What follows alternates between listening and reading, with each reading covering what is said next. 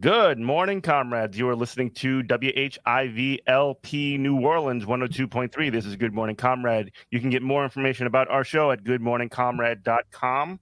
We have Jeff and Robin. We have several guests this week, and I'm really excited about this show. First off, Robert. Hey, how you doing, pal? I'm doing all right.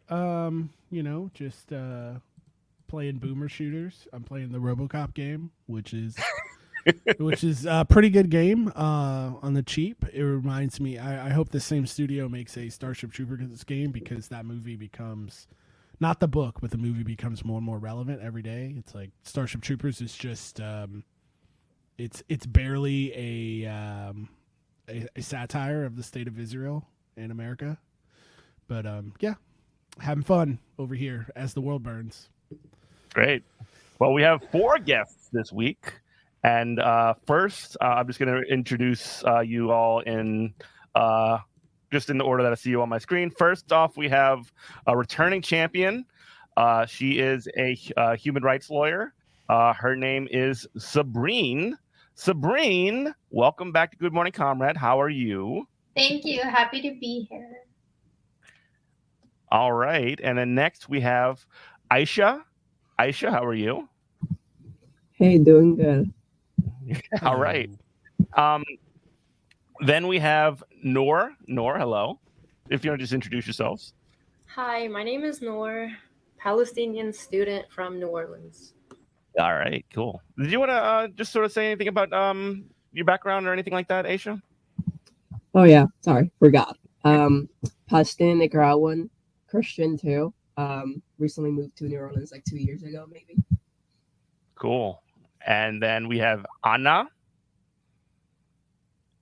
Hi, I'm Anna, and I'm a writer, musician, educator, affiliated with the Jewish Voice for Peace and Co-op New Orleans. Great. And then finally, just joined us, we have Alexis. Hi, everyone. My name is Alexis. I'm an attorney by trade, but I've been involved in the Black Palestinian Solidarity movement for over a decade in many factions and have been to the region and was planning on going back to the region before lockdown, but it had to get canceled. Right. Oh, thank you all for, like I said before, for joining us today. And yeah, so as many of us, I mean, we've done extensive coverage on this program of the events of October 7th, and also the slaughter or retaliation by Israel. And I just wanted to kind of get some guests on here, some people who have connections to these things a lot more closely than we do, and who are people that are on the ground and being active in spaces that are promoting really the just general the end of this genocide and slaughter, and also furthermore the end of the occupation in Palestine. So thank you all for joining us. Just to sort of kick it off, Robert, do you want to take it away? Yeah, I mean, so I am also, I guess, we're not journalists. Obviously, we're just idiots who talk on a podcast. But I am not objective in this. Everybody who's listened to the show for more than 2 minutes knows my views on the, I almost said annexation, but the occupation of Palestine. And so I have joined I've joined Jewish Voices for Peace, mostly because, like, a selfish reason. I have a Jewish father. He converted to Judaism kind of late in his life. Just, big, bald, 6'2" black guy with a yarmulke walking around, Tampa, Florida. And I really want a Palestine. I mean, a state of Israel, I should say, that he can actually go visit and not be harassed. And that's kind of, because he's a liberal at heart, and he's like, well, it's really, he hit me with it's complicated, and I was like, what's complicated, Dad, is you really couldn't go to the place that's supposed to be your religious home without being harassed, as most people of color are, in that ethno state. And so selfishly, I'd like to, my opinion is the state of Israel's done, one way or the other. It's just, are they going to be completely isolated from the world, or are they going to do the right thing and end the apartheid? I want them to end the apartheid for both the Palestinians and the people in Israel who aren't terrible people. So that's kind of my selfish reasoning. And I joined Jewish Voices for Peace because I thought it'd be a way to connect with my father. And I also thought it would give me cover as being like, oh, you're in Jewish Voices for Peace, you can't be anti-Semitic. But I've gone on a journey to learn that is not the case. Just some reading I've done, people like the ADL seem to have it out for Jewish Voices for Peace for the most like inane things. Like you read it's like this dossier I'm reading, and it's like, do you know these people want human rights and civil rights for Palestinians? They're the far left. This must be, stopped. And I'm like, oh, I guess I joined up with the right people.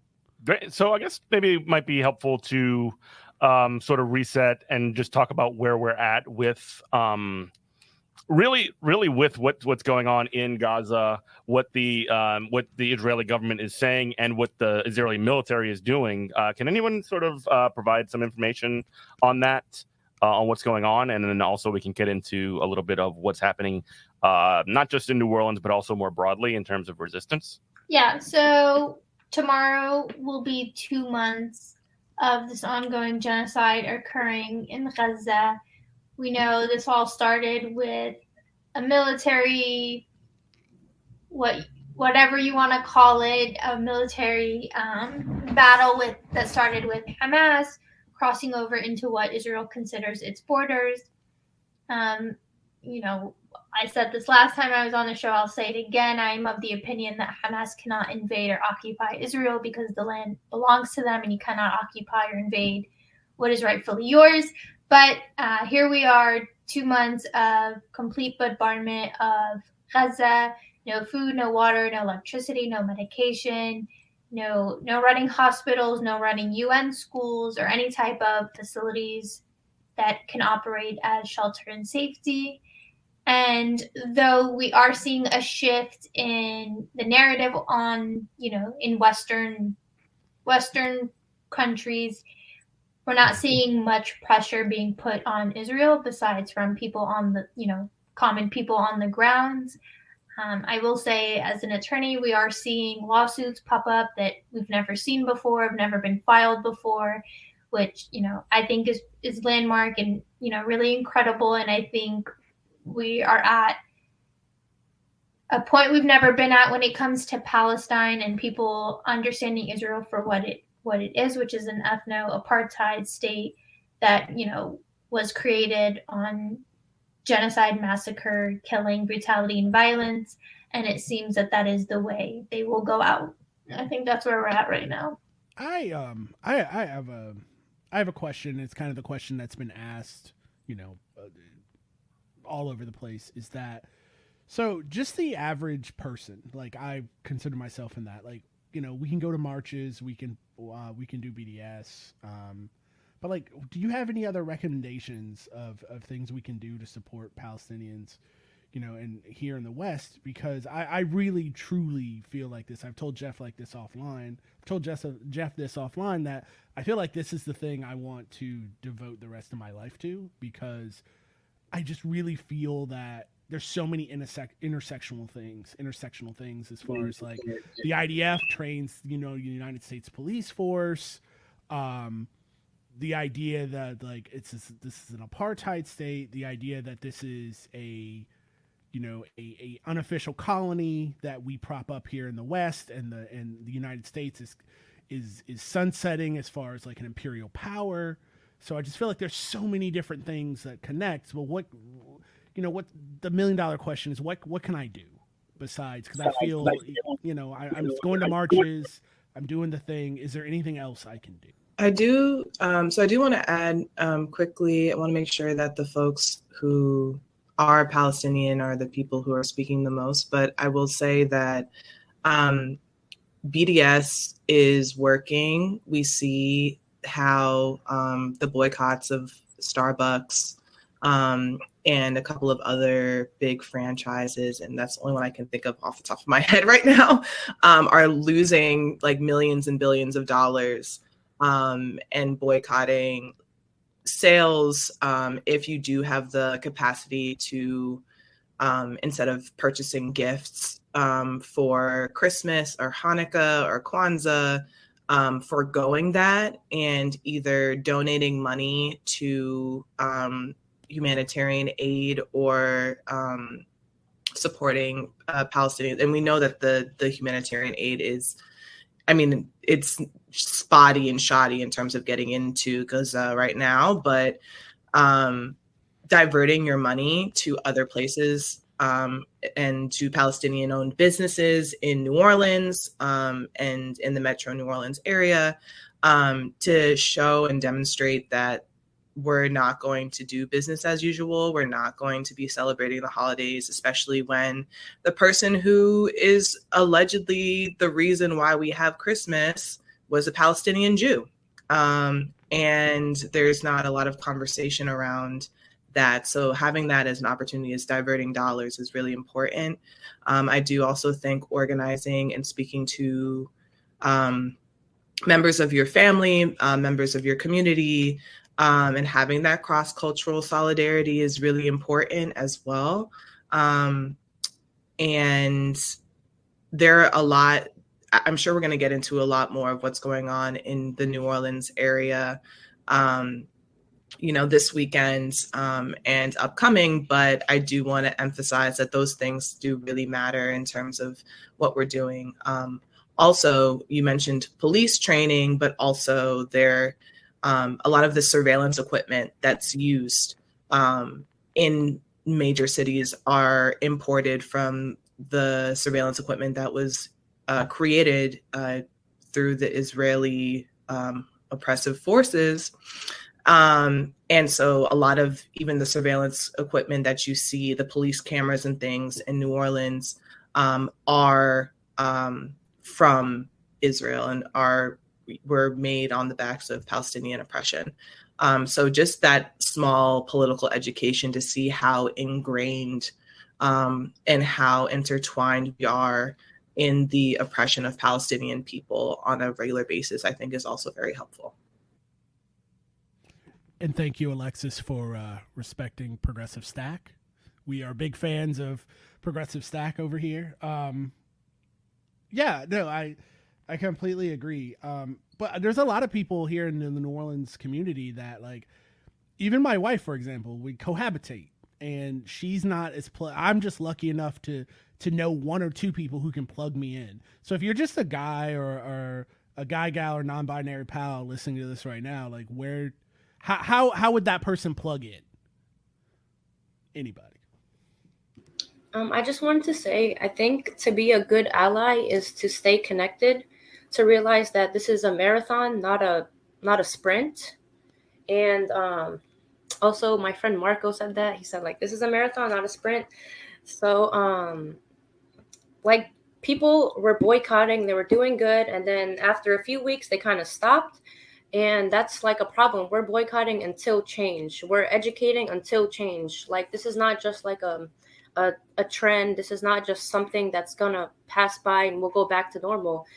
We're not going back to normal. We're like pushing for change. We're pushing for like reconstruction. And so I've gotten messages like people are learning. They're like learning from our stories, learning from like all of like the stuff that we're sharing. So I think that it's like so amazing that we can use social media as our outlet to like express our voices and to share the truth. So, and I've seen people who are very silent like start posting, and I really like that, because it's like, it's never too late to join the cause. Like, we're opening our arms to everyone who wants to join. Like, it doesn't matter when you join. So I think it's just staying connected, staying educated, talking to those racist family members, like having those conversations. Like, that's to be a good ally, is to make those connections to your life too. Because obviously what's happening in Palestine affects everybody here too, if you really dig deep. Totally. You are listening to WHIVLP New Orleans 102.3. This is Good Morning Comrade. Get more information about our show on goodmorningcomrade.com. We have several guests today. We are talking about the ongoing slaughter in Gaza, and also sort of the political sort of moves that a lot of the with the U.S. government and ways to resist it can possibly be. We have Sabrine, Aishah, Alexis, Anna, and Nour joining us. Thank you so much for being here. I did want to actually touch on a point that you brought up, Nour, which was to have these conversations with family members and just to sort of make sure that we're constantly educating, and it is a marathon, not a sprint. I actually this particular instance of of aggression by Israel has been. I mean, this is not the first time. I remember 2014. I remember Operation Cast Lead. I remember multiple. The occupation. I mean, the settlers in the West Bank never stopped. They just continue encroaching on Palestinian territory out there. But this is a time that I can actually, for the first time in my life, or at least in a very long time, that I can remember that actually seeing Palestinians as human beings is probably at an all-time high. Did anybody want to just sort of like talk about that and how we could potentially take this as an opportunity to essentially not just, I mean, it seems like the narrative is already changing on this, but also like how can we use that to push for actual policy changes and actual end to this horribleness? Sorry, I just want to say there's definitely been an issue with the dehumanizing Palestinians and their stories and their narratives, and that's where social media really comes into play. Like Nour said, we share these stories not because we like sharing gore or like we like sharing the absolutely atrocious things that are happening. It's because people in Gaza are actually telling us share these things. It's hard to see, but if we're living this through our daily lives and you're comfortable in your home and you're watching this and you don't feel angry or upset about how your elected officials are supporting this or staying neutral, I feel like really pushes people to a place where they say, hey, these are actual human beings that are asking me to share their stories and not stay quiet. And backtracking a little bit to the BDS thing, it's a great movement, I think. I don't remember the name of the scholar, but he once said that BDS really scares the state of Israel because we're talking money. We're talking actual physical like things that we give like value to, and that scares any sort of regime ever. And I've definitely as a young person, I've seen this like shift into these like, it feels like a trend for some people to this thing of like, oh, I'm a boycott for like a week or something, and then they go back. But it's like Nour said, we have to keep this going until we actually see the steps toward the actual liberation that we need. And it starts with, they received a humanitarian pause, and it was a slap in the face. Honestly, it was like a few days of, hey, we're gonna stop bombing you, but we're gonna go back then. And we don't need that. What we want is complete liberation for Palestinian territories and Palestinian lives. And we're slowly pushing these things. We're going step by step. Organizers understand that, we're not going to liberate Palestine tomorrow by just going out to that. It's like things that have been like building up. And I think that as someone who's young and sees all these people like actually getting into this like movement and like actually staying and engaging and connecting what happens in Palestine with their lives and what happens in the US and in New Orleans, for example, it's really a great thing to see. It's also hard because you have family members. There's a lot of issues, with how Zionism has infiltrated Christian spaces. And as someone who's Christian and is also in the Latin American community, it's like very hard to manage when you have these conversations, and the starting point has to be the core religious beliefs of someone. And then you have to start those conversations from there. Yeah, 100%, especially on that issue of, I mean, there are a lot of Christian Zionists in the United States, probably outnumber even Jewish Zionists by a large degree, I would say, at least in raw numbers. And I mean, there's a whole logic to that that's really actually extremely anti-Semitic too. But anyway, just to sort of kind of move forward in terms of what is happening and what has been happening in New Orleans specifically. What has been the what has been sort of the on the ground sort of activist response, and what are the sort of points for pressure, and what have been sort of the demands, at least locally? I don't think we've heard from Anna. Would you be able to talk about that? Yeah, sure. I'd like to quickly touch on the last point about Christian Zionism and something Robert said at the beginning, and then talk about the specific demands of activists, if that's okay. Absolutely. There are more Christian Zionists than there are Jews alive in the world. And the Zionism began as a Christian white supremacist imperial project that later collaborated with by a wealthy group of European Jews that became the Zionists, that basically threw the masses of Jews under the bus.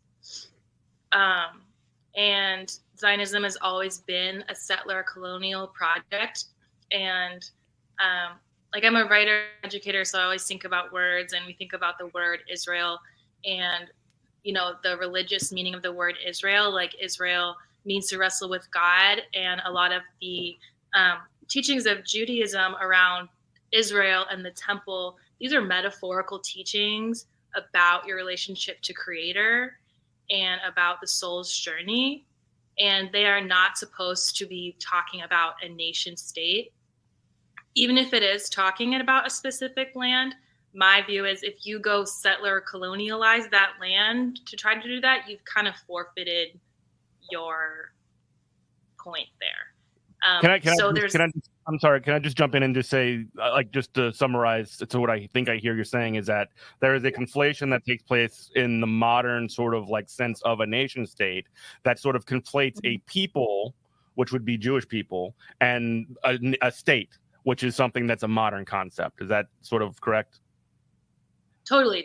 So the idea that Israel and the nation state of Israel and all Jews returning to Israel being the religious home of Jews is a Christian Zionist originated idea that Zionists then collaborated on for imperial goals. So I think that's a really important distinction to make, and it's one that a lot of people are learning through and unpacking. And I think that one of the reasons that it's might be hard is to really get to the place, Israel, that nation state, does not have a right to exist. We're going to have to grapple with colonialism as a whole, which is this core wound globally that we haven't really pulled the knife out, to quote Malcolm X. So I can go down more routes. So I also think it's really like and sorry if I'm just sort of jumping in too much, and I didn't mean to interrupt you, but I think it's really important to sort of talk about how a lot of the rhetoric goes around right now, the idea that someone might think that, you know, Israel as a state does not have a right to exist, or is critical of the state of Israel, or anything like that. We literally just had a few days ago in Congress a bill that conflated the idea of anti-Semitism and anti-Zionism, which is just like, I mean, it is the U.S. Congress essentially officially stating that if you are critical of this thing that is actually not settled, even amongst Jewish people, that you are anti-Semitic, which is just so completely outrageous. Well, yeah, two things on that. One, you have like a majority Christian, and this is all happening in the context of white supremacy and colonialism and imperialism and capitalism. Everything else is just using different things as tools for that. So yeah, you have a majority white Christian Congress saying there's this is a way, basically making a whole mass of Jewish people who are kind of radicalizing, saying these are now bad Jews. So that is nothing new. And the second point on that is, I think that it shows that they're scared and that they know the tide is turning. And so, yes, it has repercussions, but I've tried to stay grounded from a place of like, yeah, why they might be doing that. So yeah, I can definitely go more into that, but to take it to the local context, and everyone else here can also speak to that. The Port of New Orleans in 2022 established a quote unquote strategic partnership with the Port of Ashdod in the settler colonial state of Israel, which does not have a right to exist. States don't have rights. Colonies don't have rights. People arguably have rights. But that's another topic. So they have a strategic partnership, and one of the local campaigns that has started is called No Ship. There's a No Ship account on Instagram now. New Orleans, stop helping Israeli. The P, I forget the P. Ports. Ports. Thank you. So we can be doing BDS, we can do campaigning, we can also directly try to block shipments that are going out. Some of the white phosphorus that Israel has used as biological warfare had been manufactured in Pine Bluff, Arkansas. More research being done. So boycott, divest, sanctions, political avenues, and also No Ship. The port, the connection with the port there is really big. We can stop the arms industry. G4S has 3 offices in Louisiana. So get connected to an organization there. And then another piece to talk about is that there will be more work on is Charity Hospital. That might rally New Orleanians that might know the story of Charity Hospital and how Kathleen Blanco blocked it from being renovated after Hurricane Katrina. And lo and behold, an Israeli developer is part of the group that is trying to develop Charity Hospital. And so as part of those decisions being made, so there also will be a campaign to sort of expose that, and we could keep going, but Tulane University is a classic example of an institution with strong Zionist ties, and it's no coincidence that it's also an institution with a legacy of connection to slavery, held accountable for that in our city.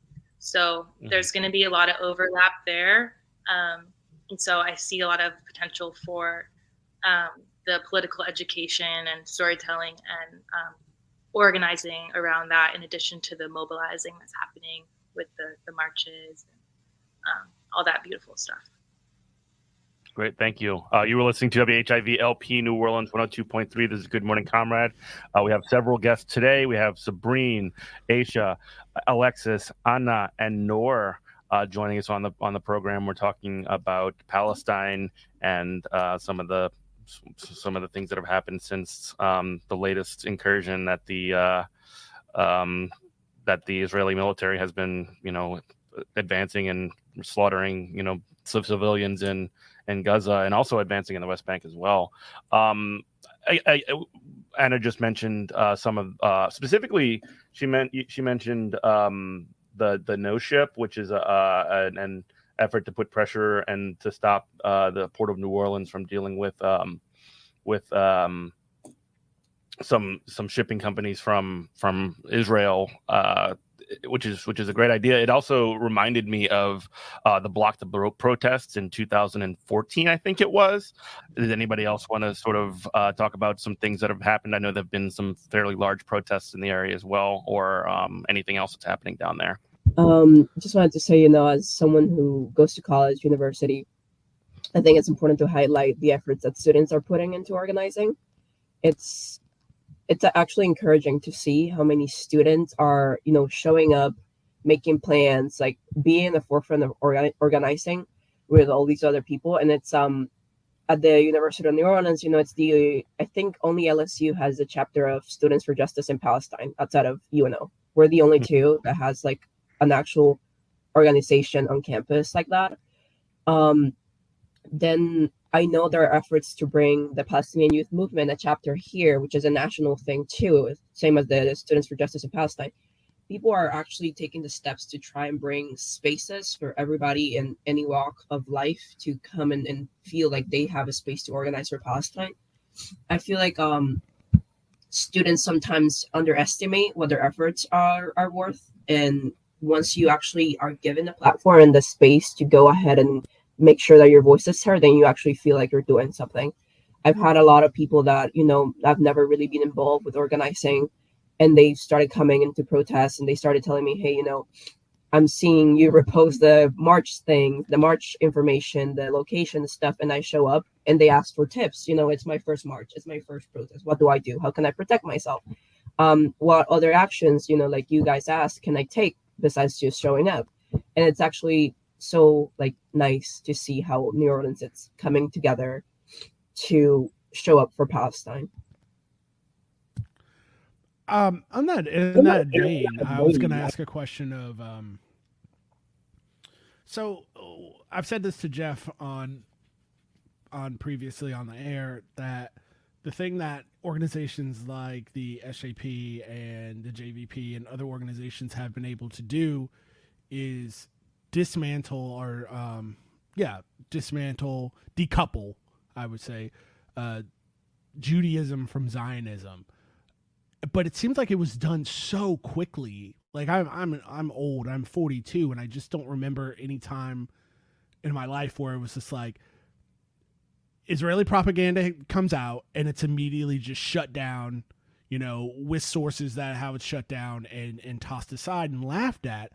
And is it just social media? Like, it feels like there's more than that, but maybe it just is. Like, I guess the question is, how are y'all so successful? Why now? Why is this so successful now, where it felt like in the past it was just like there's this brick wall that no light could penetrate? If I could take a quick stab and then pass it on to one of my other folks.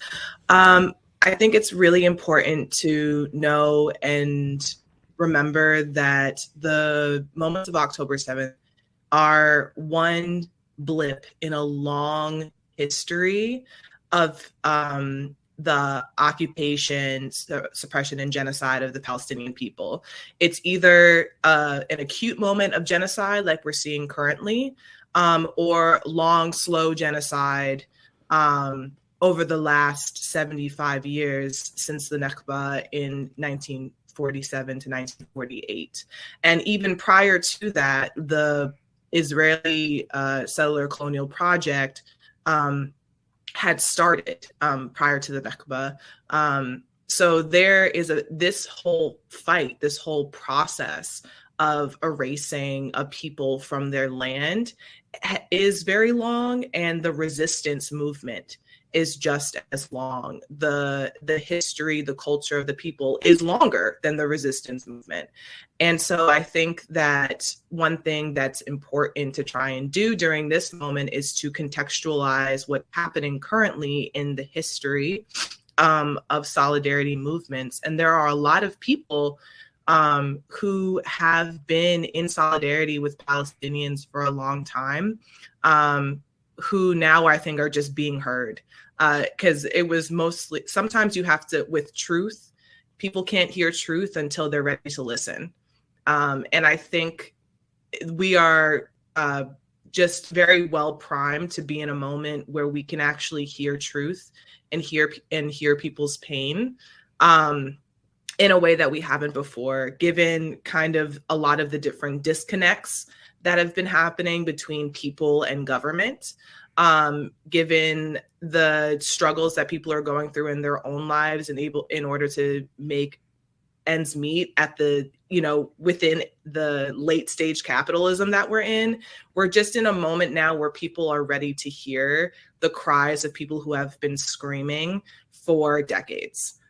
So I think it's that. And I think that a lot of people who are in the movement and who are grounding the movement are people who have been in this for a very long time, and kind of know the red herrings, the talking points, the tactics, because a lot of the strategies that we're employing currently are just things that have been employed in the past. So I think that there's a lot of just repetition. And when you see things coming to fruition, it's not because it's just been happening, it's because it's been happening for a very long time. Yeah, that makes a lot of sense. Does anybody else want to ring in on that before I interrogate you with more questions? I just wanted, you want to go first, Aishah? I just want to say something about the resolution, equating anti-Zionism with anti-Semitism. I think it was meant to scare people into afraid to use their voices so they can, but I believe that there is no power other than in God. So if anyone thinks that I'm afraid of backlash or controversy, then they're wrong, because we're going to keep using our voices regardless. Also, I was very shocked at people's people I guess waking up and questioning the narratives and why now. I think people are finally starting to realize the power our voices hold. We feel pretty insignificant because the big people in power are the ones making all the laws and the rules. But I think people are just realizing that our voices do matter, and using it will bring change. So I think that's why now.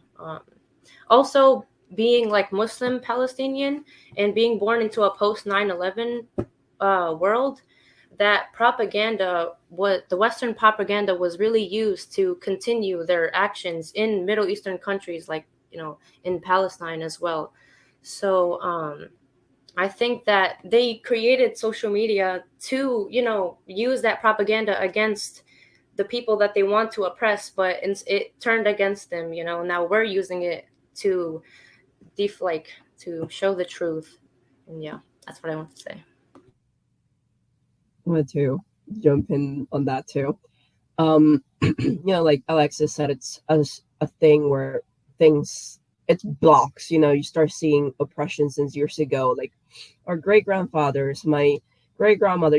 We know these stories, and people start slowly seeing them. You see the tide slowly turning, but I also feel like it's a combination of things. Of things are building up. You see all this oppression, and you see all these things, but also I do feel like, as a generation, and I don't know, it's we have this thing where it's we're sensitive to social media and how it's used, and it becomes this thing of, that sounds obviously fake. We're questioning everything, and it can be a good thing and also a bad thing. I've seen the two sides of it, and as Nour said, I feel like the purpose of this was, social media is going to be used as a weapon to just further feed us propaganda, and they're going to fall for it. But we're seeing this thing where people are like, what do you mean? We're not going to fall for it. It's very obvious that you're lying.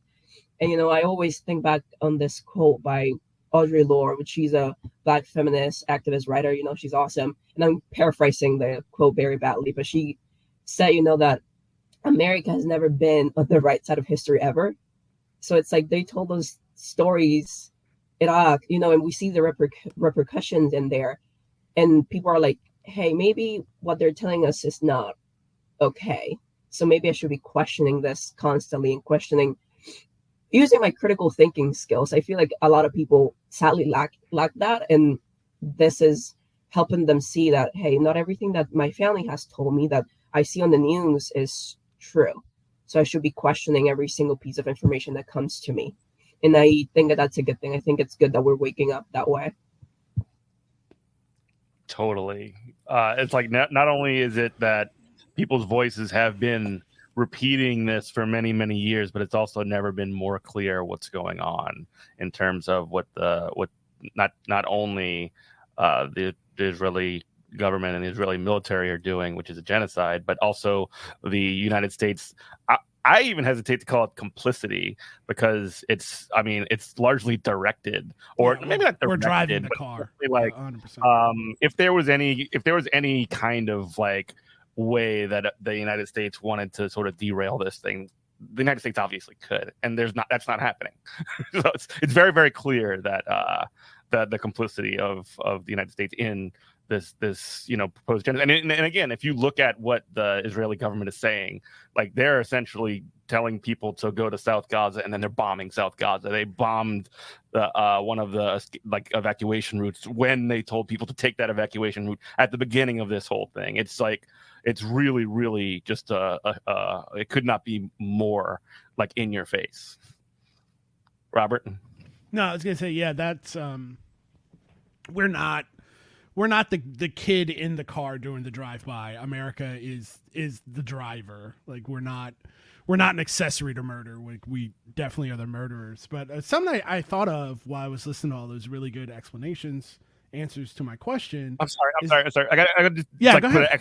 an super fine point. Like we had a State Department official literally 2 days ago, one of the most blood on your hands arms brokers to Israel, and most of the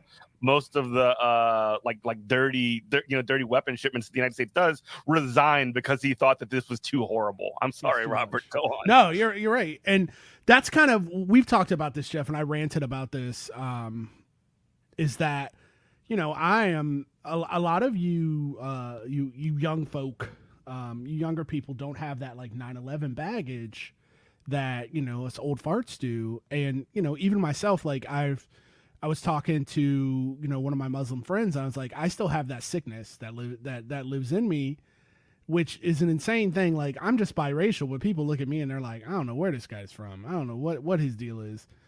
So it's it's even weird that I have this sickness that's inside of me. And what I mean by that, I was talking to one of my Muslim friends, and we're going to, the Palestine rallies and the marches and stuff. And I was like, when I step foot in these spaces, the first thing, the knee-jerk reaction is, man, it's a lot of Muslims here. And I'm just like, why do I think that? And it's that 9/11 sickness that just got put into all of us, that y'all, if you're under a certain age, you're free from that. You can look at it objectively and not subjectively, what's put, been put in our brains. But yeah, it's I'm just so happy for, I would say you kids, but I'm just so happy for the younger people are it's kind of a sadness too, because so many young people, I don't want to say checked out, they're just so well, what is there? The social contract has been broken, is what I'm trying to say. I know I'm going on a tangent. For people of our age, like Jeff and us, there was a social contract of keep your mouth shut, wave the flag and go to college and work your 40 hours a week and everything will turn out right, fine. And it's not like that anymore. And, ironically, the people in Israel are going through the same thing. They were keep your mouth shut, let us do whatever we want to, the Palestinians, and we'll keep you safe, And then that social contract is now broken too. So now you've got people, they're not left wing, they're still right wing, but they're just hey, you told us if we supported fascism, you would keep us safe, and now you're not. So, what's going on? And I feel like it's kind of the same way here in the U.S. to where, people like me, I would say I'm left wing, but we've always thought, America does dirty stuff, throughout the world. We know, they're doing stuff like Guantanamo, but, all the dirty stuff we do, there's an end to it. That's our values of being we would never cross a line. But here we are. We've not crossed the line. We sprinted over that line, and there's no stop. And it's just, for me personally, it's a lot of what I thought were American values, I've realized, is just nonsense. It's nonsense. It's a lie. It's a scam. And so here we are looking at the world as it actually is. But again, I'm just so thankful for groups like you guys, and just thankful that you guys are willing to put your time and your bodies on the line to, support the emancipation of Palestinian people. This is going back a little bit to the whole metaphor of, America's the driver, not the backseat, sitting in the back. It makes me think of when Biden, years before he was even president, right now the guy is sure president, but years before he went, if Israel didn't exist, we will have to create one because we need one. it's everything. It's about power and control, and exerting this imperialistic like mission in the Middle East. And with things being more in our faces, I don't like, there's people that really trust institutions like the UN and sort of like this big organizations. And when I think his position is High Commissioner of the Human Rights Council, he resigned. And, he went to this letter saying, this is textbook genocide. And the hardest thing with putting the word genocide into something is that you have to know the intent. The intent needs to be there, and needs to be clear.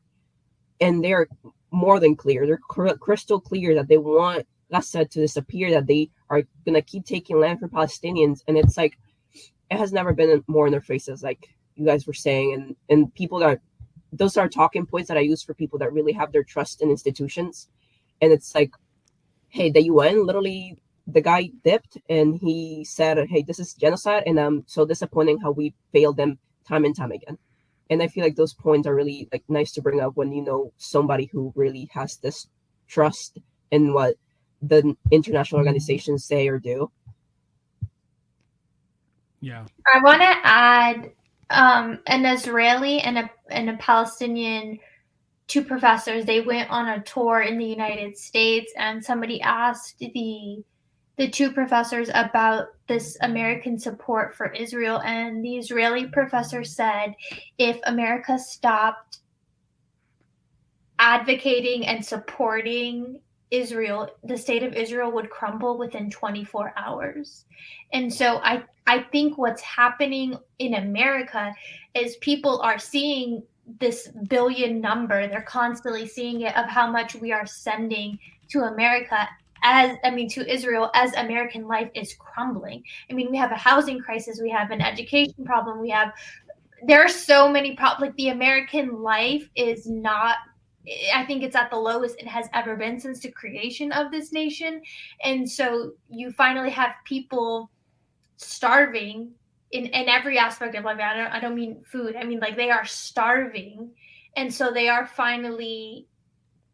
angry enough to point the finger. And it has finally become clear that America is the root of all of these problems, whether they be happening on American streets or, in the Middle East. And so people are finally just like at that tipping point where they're like, my life is so horrible, I'm ready to revolt. American people are just like ignorant and they're comfortable. And if you give them just a little bit, they'll be quiet and they'll go on with their lives. But they have made American life so hard on people that they can no longer just go on and shut up. Like, they are so miserable. No, I completely agree with you, Sabine, especially when you see stuff like the Abandon Biden movement coming, coming from Muslims and Arabs of not to vote for Joe Biden as long as, we're funding a genocide. And, it seems like all the things that were supposed to terrify us, and especially people of color, and to, whip us into line to, toe the Democratic Party line have evaporated, because you can't scare us with Trump. You can't scare us with, it's going to be worse under these guys. It's like, it's already bad now. Like, what are we going to do? And you can't tell me about how democracy is going to end when, the Democratic Party of Florida has voted to not have a primary in Florida. So you can't tell me about like, if you stay home, you're going to be ending democracy while we sit down here in Florida and end democracy. So it's like, there's no power there's nothing to control us with anymore. There's nothing. And a lot of people, and I would include myself in that, we've crossed over a fear. Like, I've heard activists call it the fear barrier. And when you cross that, it's like opening a door and you close it behind you and the world looks completely different and you can't go back to the way it was. But like you were saying, Sabrine, like, there's so many ways, like my arguments of why Palestinians must have emancipation. There's so many ways to go about it, because there's just so many ways that people are hurting here in the West, to where, if you don't care anything about, you're like, I don't care anything about those Arabs. I don't care anything about Palestinians. I hope they all die. Okay, then why are $3 billion a year going to Israel and you don't have health care? Why can your kid not attend college paid for by the country that they live and pay taxes in, but this weird little colony that has an ethno-snake cult can have $3 billion a year for what? And it doesn't make any sense to most people anymore. When you're talking, Robert, I'm seeing like the cracks of light coming in the Death Star, and the Death Star start to explode in Star Wars, which George Lucas recently admitted that the Empire in the Death Star is supposed to be the U.S. So you might hear there's a crack in everything. That's how the light gets in, or there's nothing so holds a broken heart, and just all those cracks coming in the facade, really, of American values and what has that ever meant. Like, that's our country was founded on genocide, and that has not been reckoned with. So I think that's a big part of what's happening. Europe has not reckoned with like global imperialism.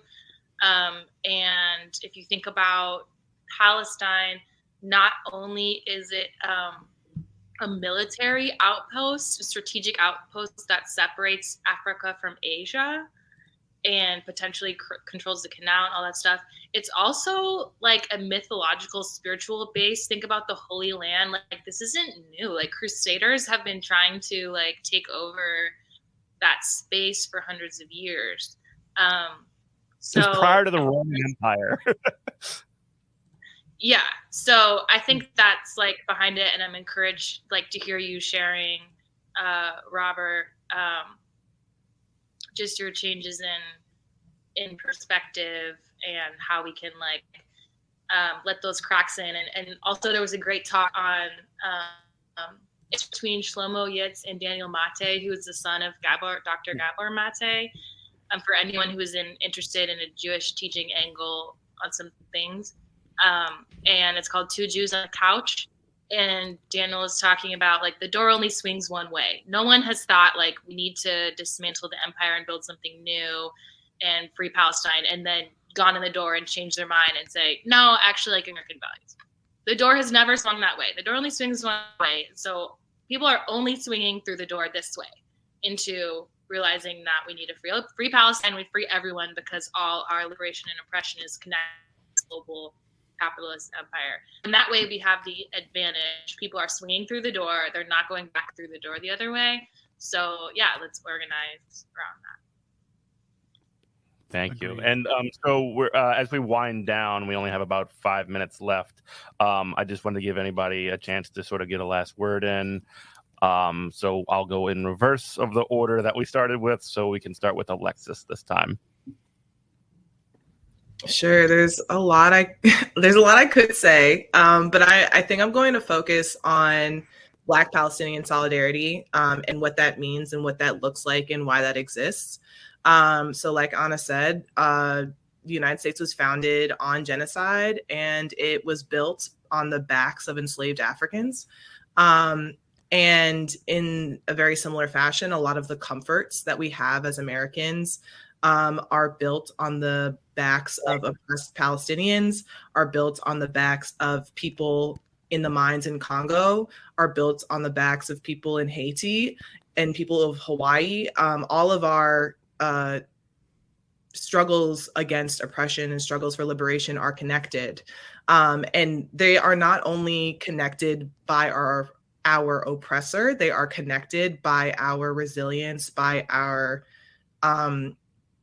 tactics to liberate ourselves in many ways. From Ferguson, when Palestinians were sharing with Black organizers how to deal with the tactics, all the way back to the Black Panther Party sharing letters with political prisoners in Palestine, all the way back to people coming during the Intifada from Chad in Africa to support Palestinians in their liberation movement, all the way back to people from Africa going to Palestine, and there being a strong Afro-Palestinian community within Palestine. There is actually a little Africa in Jerusalem that I had the ability to go to.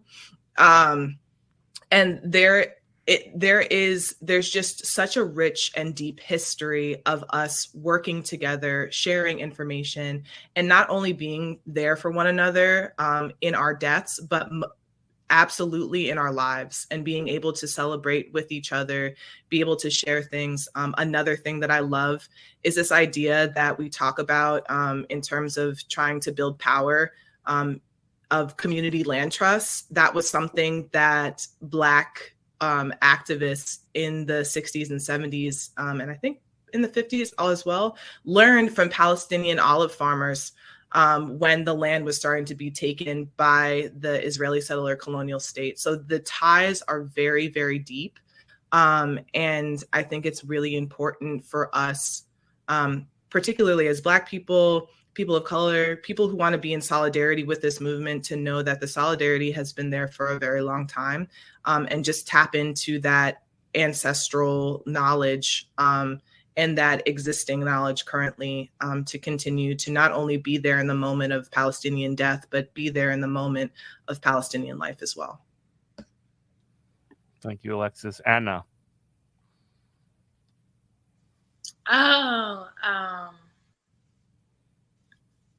Yeah, there's a lot I could say too, and I don't have too much to add, but thinking about what Alexis said about the olive trees in the land, as a cooperator, like, I'm learning that political power has always been built on shared economic power. So that's something to think about. And then also thinking about the land and I guess I want to call in my Irish ancestors who originated the term boycott. I recently learned that there was a British colonizer named something boycott. And I'm proud that Irish people stand with Palestine and have been resisting British colonialism for 1,000 years. So this is like a really global movement, and I'm encouraged to see people coming together, and it's tragic that it's happening over so many people being martyred and people being harmed. But, may it lead us to liberation. Yeah, thank you, Anna. And so Nour? I just want to touch on what you said earlier. You asked, like, how can we actually implement change into policies and stuff? I think it's to think about what the interest of politicians, of our presidents and governments are, which is money and resources. So instead of like going back and forth, like vote Republican, vote Democrat, we need revolution. Like, we need a tax boycott. We need an end to global militarism. We want universal health care and free education, and we want freedom from white supremacy and corruption. So I just think there needs to be an end to all wars. And if we show them we're serious about our business, and if we continue to do what we're doing and we hit them where it hurts, which is their pockets, then change can happen. Because the more people that die, the more money they make. So like, how many people need to die so that the people in power can stay in power, So yeah, I think that we should hit them financially, and that, that'll make them like surrender, I think. Totally. It's the only language they speak, isn't it? They clearly care more about money than human lives. Aishah? Yeah, just, you cannot build a holy land on the bodies of the children. It's as simple as that. You're trying to justify, murder with a facade of like religious belief and like religious interest. And it's incredibly sad to see, how much Christianity gets, taken with it. And it's just something that, as a Palestinian Christian, the erasure that we go through goes even further. It's like, we exist, we're there. Palestinian Christians in Gaza it's a genocide within a genocide. It's such a small community, And these people were taking refuge in churches, and entire generations that we can track down to basically the first believers, the living stones of what the Christian faith is, erased. And when I tell people that, they're shocked. And I think it's an important point to bring in, especially when you're dealing with people in the West that have this very much ingrained idea of Zionism and Christianity and the Holy Land. Mm-hmm. And how Alexis highlighted that our struggles are connected, and there's not a single thing that doesn't tie back to any of us, any singular person from New Orleans or from all the way to, I don't know, Michigan. Your tax money is paying for this when you should have free healthcare, you should have free education. So, And finally, Sabrine. I just want to say the sea, free Palestine. And before we do go, I did ask Sabrine for another song to play us out on, much like last time. Can you talk a little bit about this one? Yeah, this is one of my favorite artists and songs. She just she calls on Palestine specifically by the names of villages, and in that song she includes villages that were occupied by Israel in 1948. And so I really like that song. So that's the one Jeff will be playing at the end of this. Well, thank you so much. And thank you so much to each and every one of you for joining us on the show today. Sabrine, Aishah, Alexis, Anna, and Nour. Really, obviously, like solidarity with the entire Palestinian movement and liberation movements across the world. And yeah, thanks so much, and have a wonderful day. This is Good Morning Comrade. You are listening to WHIV LP New Orleans 102.3. We love you. Bye-bye.